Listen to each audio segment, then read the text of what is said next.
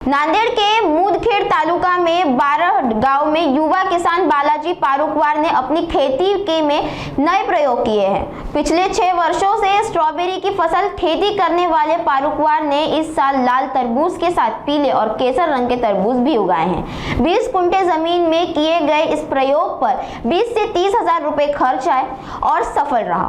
पीले और केसर तरबूज के आयुर्वेदिक गुण होने का दावा किया जा रहा है। सीधे बिक्री से ग्राहक इसे पसंद कर रहे हैं और लगभग 40 रुपए प्रति किलो की कीमत पर अनुमानित 2 लाख रुपए का लाभ होने की संभावना है।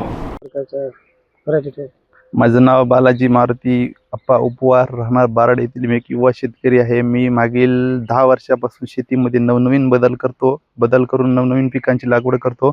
मागील 5 वर्षापासून माझ्याकडे स्ट्रॉबेरी आहे। यावर्षी मी स्ट्रॉबेरीला जोड म्हणून यावर्षी मी ऑरेंज आणि येलो कलरचे टरबूज आणलेले आहेत।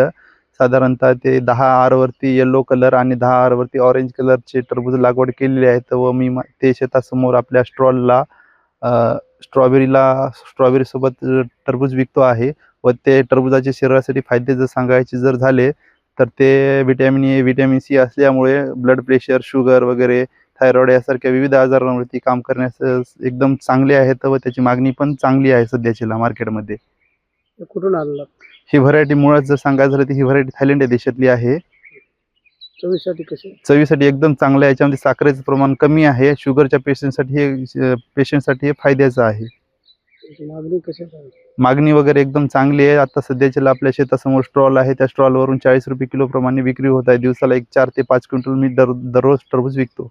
बाजारपेठेमध्ये कशी मागणी? बाजारपेठेमध्ये हे नवीन असल्यामुळे आपण याला बाजारपेठेमध्ये अजून नेलेलं नाही। आपला स्वतःचाच मार्केट असल्यामुळे आपण स्वतःच्या स्टॉलला विक्री करतो।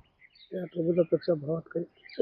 लाल टरबूजांपेक्षा भावामध्ये जास्त फरक आहे। ते लाल टरबूज 20 रुपये किलो आहे, परंतु हे आपण 40 रुपये किलोने विक्री करतो, परंतु याला मागणी पण चांगली आहे।